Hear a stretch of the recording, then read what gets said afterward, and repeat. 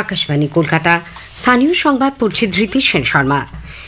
বিশেষ খবর হলো, চাকরি বাতিলের প্রতিবাদে শিক্ষক অশিক্ষক কর্মচারীদের ডিআই অফিস ঘেরাওয়ের সময় কলকাতার কসবায় গতকালের হিংসাত্মক ঘটনার রিপোর্ট চেয়ে পাঠিয়েছে সরকার।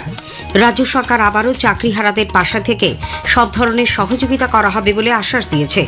শিক্ষামন্ত্রী ব্রাত্য বসু শিক্ষকদের আন্দোলনের সময় পুলিশের লাঠিচার্জকে দুর্ভাগ্যজনক আখ্যা দিয়ে বলেছেন, এই সপ্তাহেই তিনি চাকরিহারা প্রতিনিধিদের সঙ্গে বৈঠকে বসবেন।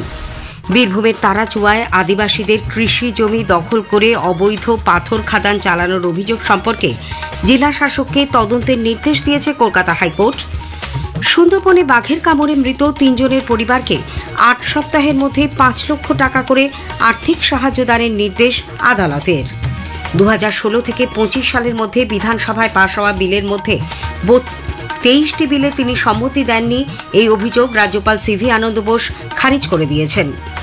আজ মহাবীর জয়ন্তী। এ রাজ্যে নানা অনুষ্ঠানে দিনটি পালিত হচ্ছে। কলকাতায় গতকাল মহাবীর জয়ন্তী উপলক্ষে এক অনুষ্ঠানে মুখ্যমন্ত্রী বলেছেন, সংখ্যালঘুদের জীবন ও সম্পত্তি রক্ষায় তিনি দায়বদ্ধ। আসছে বিস্তারিত খবরে। সুপ্রিম কোর্টের নির্দেশে প্রায় 26,000 শিক্ষক অশিক্ষক কর্মীর চাকরি বাতিলের প্রেক্ষিতে ডিআই অফিস ঘেরাওয়ের সময় কলকাতার কসবায় গতকালের হিংসাত্মক ঘটনার ভিডিও ফুটেজ সহ রিপোর্ট চেয়ে পাঠানো হয়েছে। পুলিশ কমিশনার মনোজ ভার্মা গতকাল নবান্নে জানান, সেই রিপোর্টের ভিত্তিতেই পরবর্তী পদক্ষেপ নেওয়া হবে। তিনি আরও বলেন, ডিআই অফিসের শিক্ষক শিক্ষিকাদের এই বিক্ষোভের আগাম কোনো খবর পুলিশের কাছে ছিল না। পুলিশ কমিশনার সকলকে আইন শৃঙ্খলা বজায় রাখার আর্জি জানান। অন্যদিকে চাকরিহারাদের পাশে থেকে তাদের সব ধরনের সহযোগিতা করা হবে বলে রাজ্য সরকার আবারও আশ্বাস দিয়েছে। মুখ্য সচিব মনোজ পন্ত গতকাল নবান্নে এক সাংবাদিক বৈঠকে এই আশ্বাস দিয়ে বলেন, কসবার ঘটনা সম্পূর্ণ অনভিপ্রেত। গোটা বিষয়টি মানবিক দৃষ্টিভঙ্গির সঙ্গে দেখার পাশাপাশি আইন মেনে উদ্ভূত সমস্যা সমাধানের চেষ্টা করা হচ্ছে। এখন রিভিউ পিটিশনে লিগ্যাল অ্যাসপেক্টস গুলো দেখে আমাদের তৈরি করতে হবে রিভিউ পিটিশন। আমরা সেটা মাননীয় সুপ্রিম কোর্টে পিটিশন ফাইল করব। পাবলিক প্রপার্টি উপরেও যদি আঘাত পৌঁছে বা কোনো পুলিশ পার্সোনাল উপরে যদি কেউ আঘাত পৌঁছে তাহলে একটা অ্যাকশন তো নিতেই হবে। এটা তো কারো অধিকার নেই কি পাবলিক প্রপার্টিকে আমি ডিস্ট্রয় করে দেব। ওখানে ডিআই অফিসে ঢুকে তালা ভেঙে বিভিন্ন ভাঙচুর করার চেষ্টাও হয়েছে। আর law and order has to be control. Law and order কেন কেউ নিজে হাতে নেবে? আমরা নিজে হাতে আইনকে নিতে পারি না। আইন শৃঙ্খলা পরিস্থিতি স্বাভাবিক রাখা এবং প্ররোচনায় পা না দেওয়ার আবেদনও জানান মুখ্য সচিব। উল্লেখ্য, সুপ্রিম কোর্টের নির্দেশে প্রায় 26,000 শিক্ষক অশিক্ষক কর্মীর চাকরি বাতিলের প্রেক্ষিতে গতকাল জেলায় ডিআই অফিস ঘেরাওয়ের সময় কলকাতার কসবায় মাধ্যমিক জেলা বিদ্যালয় কার্যালয় রণক্ষেত্রের চেহারা নেয়। চাকরিহারারা সেখানে বিক্ষোভ প্রদর্শনের সময় ব্যারিকেড করে তাদের বাধা দেওয়া হয় বলে অভিযোগ। সেই বাধা টপকে তারা একসময় অফিসের ভেতর ঢুকে পড়লে পুলিশের সঙ্গে ধস্তাধস্তি বাধে। তারা বেধড়ক লাঠিচার্জ করে বলে অভিযোগ। আন্দোলনকারী শিক্ষকদের লাথি মারার অভিযোগ উঠেছে পুলিশের বিরুদ্ধে। পুলিশের লাঠির আঘাতে বেশ কয়েকজন শিক্ষক আহত হন এবং 2 মহিলা সহ 6 জন পুলিশ কর্মীও আহত হয়েছেন বলে জানা গেছে। এই ঘটনার প্রতিবাদে চাকরিহারা শিক্ষক শিক্ষিকারা কসবা ডিআই অফিস থেকে গড়িয়াহাট পর্যন্ত প্রতিবাদ মিছিলে সামিল হন। শিক্ষামন্ত্রী ব্রাত্য বসু কসবায় শিক্ষকদের আন্দোলনের সময় পুলিশের লাঠিচার্জকে দুর্ভাগ্যজনক আখ্যা দিয়েছেন। তিনি গতকাল সাংবাদিকদের বলেন, মুখ্যমন্ত্রী মানবিকভাবেই যোগ্য বঞ্চিতদের চাকরি ফেরানোর আশ্বাস দিয়েছেন। তারপরে এই আন্দোলন স্থগিত রাখা যেত।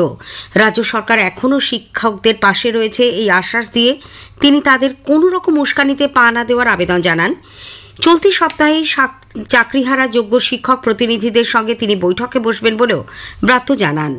নেতাজি ইন্ডোরে মিটিং এর পর তাদের নেতৃস্থানীয় সঙ্গে আমার বৈঠক হয়েছে। আমরা বলেছি তাদের সর্বতোভাবে মানবিকভাবে আইনিভাবে কিভাবে যোগ্য বঞ্চিত শিক্ষকদের চাকরি ফেরত দেওয়া যায় সে ব্যাপারে একটা সুরাহার পথ আমরা খুব দ্রুত বার করব। সেই নিয়ে ওদেরই নেতৃবর্গের সঙ্গে কথা ওরা আমাদের সঙ্গে বসতে চেয়েছিলেন। এই শুক্রবার বা শনিবার বা এই সপ্তাহে এসএসসি চেয়ারম্যান থাকবেন, যে কমিটি থাকবে পুরো এন্টায়ার কমিটি, আমার বিভাগীয় সচিব থাকবেন। বিজেপির শিক্ষক শিক্ষিকাদের ওপর পুলিশের এই আচরণ বরদাস্ত করবেন না বলে দলের রাজ্য সভাপতি সুকান্ত মজুমদার স্পষ্ট জানিয়েছেন। তিনি গতকাল সাংবাদিকদের প্রশ্নের উত্তরে বলেন, বাংলার ইতিহাসে এই দিনটি কালা দিবস হিসেবে চিহ্নিত হয়ে থাকবে।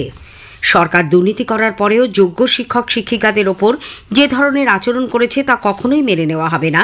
বিজেপি এর বিরুদ্ধে পথে নামবে। শিক্ষকরা যারা চাকরি হারিয়েছেন তাদের কোনো দোষ নেই, মুখ্যমন্ত্রী নিজের চুরি লোভের জন্য তারা চাকরি হারিয়েছেন।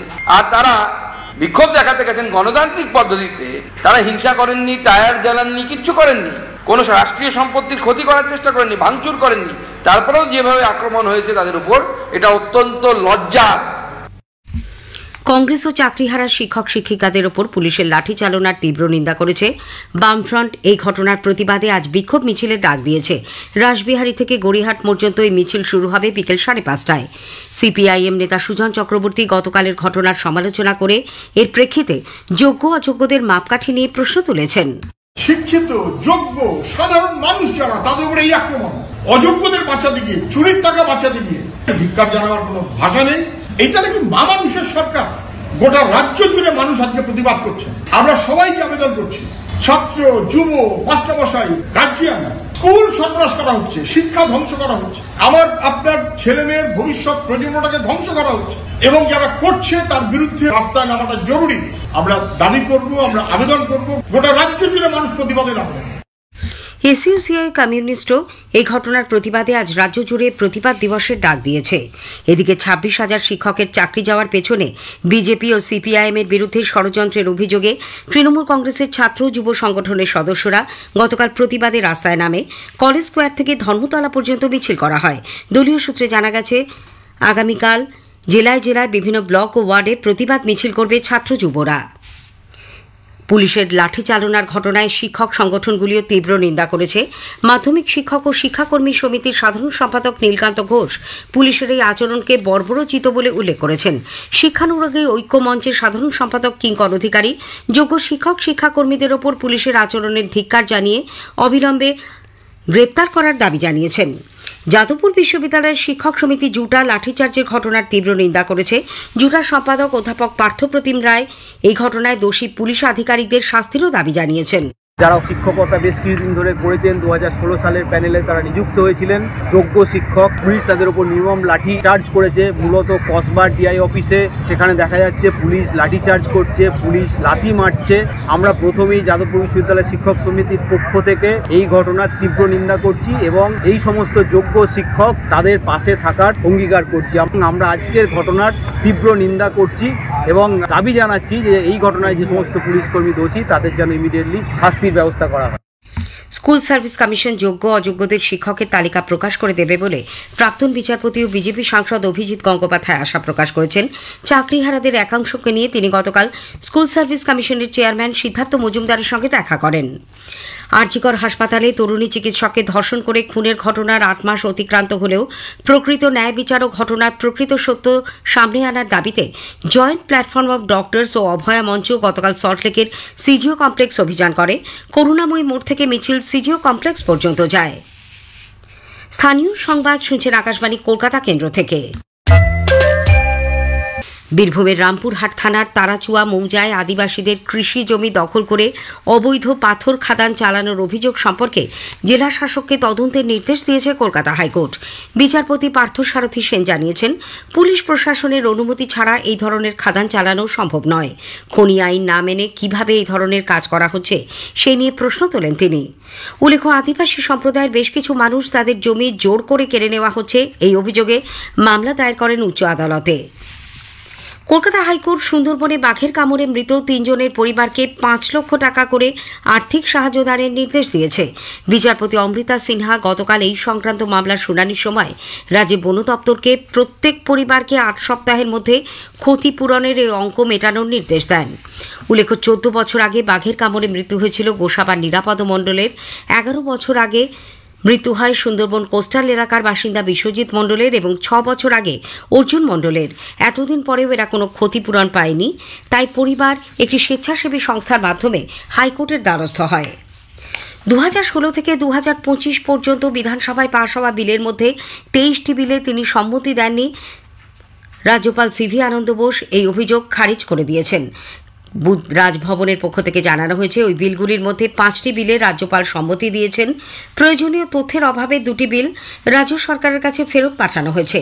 2024 এবং 25 সালে মোট 11টি বিল রাষ্ট্রপতি দ্রৌপদী মুর্মুর বিবেচনার জন্য আলাদা করে রাখা হয়েছে। এই বিলগুলির মধ্যে 10টি বিশ্ববিদ্যালয় সংক্রান্ত এবং একটি অপরাজিতা বিল, যা রাজ্য সরকারের সুপারিশ অনুযায়ী রাষ্ট্রপতির বিবেচনার জন্য রাখা হয়েছে। আজ মহাবীর জয়ন্তী। নানা অনুষ্ঠানের মধ্যে দিয়ে এ রাজ্যেও পালিত হচ্ছে জৈন ধর্মের 24তম তীর্থঙ্কর ভগবান মহাবীরের জন্মবার্ষিকী। কলকাতা সহ বিভিন্ন স্থানে মহাবীর জয়ন্তী উপলক্ষে শোভাযাত্রার আয়োজন করা হয়েছে। জৈন মন্দিরগুলি আলোর মালায় সাজিয়ে তোলা হয়েছে। মহাবীর জয়ন্তী উপলক্ষে মুখ্যমন্ত্রী মমতা ব্যানার্জি জৈন সম্প্রদায়ের মানুষকে শুভেচ্ছা জানিয়েছেন। মহাবীর জয়ন্তীর প্রাক্কালে গতকাল কলকাতার নেতাজি ইন্ডোর স্টেডিয়ামে জৈন সম্প্রদায়ের এক সংগঠনের অনুষ্ঠানে তিনি বলেন, সংখ্যালঘুদের জীবন ও সম্পত্তি রক্ষায় তাঁর সরকার দায়বদ্ধ। ওয়াকফ বিল প্রসঙ্গ তুলে মুখ্যমন্ত্রী বলেন, কারোর সম্পত্তি কেড়ে নেওয়ার অধিকার কারোর নেই। কোনো প্ররোচনায় পা না দিতে তিনি সকলের কাছে আহ্বান জানান। স্পটলাইট অনুষ্ঠানে এবার শুনবেন ওয়াকফ সংশোধনী বিল নিয়ে বিশেষ আলোচনা। অতিথি হিসেবে থাকছেন প্রবীণ সাংবাদিক মোহাম্মদ আমানুল্লাহ এবং আইনজীবী দেবজিৎ সরকার। সঞ্চালনায় সন্দীপন দাশগুপ্ত। আকাশবাণী কলকাতার সংবাদ বিভাগ প্রযোজিত অনুষ্ঠানটির দ্বিতীয় তথা শেষ পর্ব আজ রাত 8টায় সঞ্চয়িতায় শোনা যাবে। আবার পড়ছি, আজ রাত 8:30টায় সঞ্চয়িতায় শোনা যাবে। স্থানীয় সংবাদ শেষ হলো। পরের খবর 9টা 15 মিনিটে।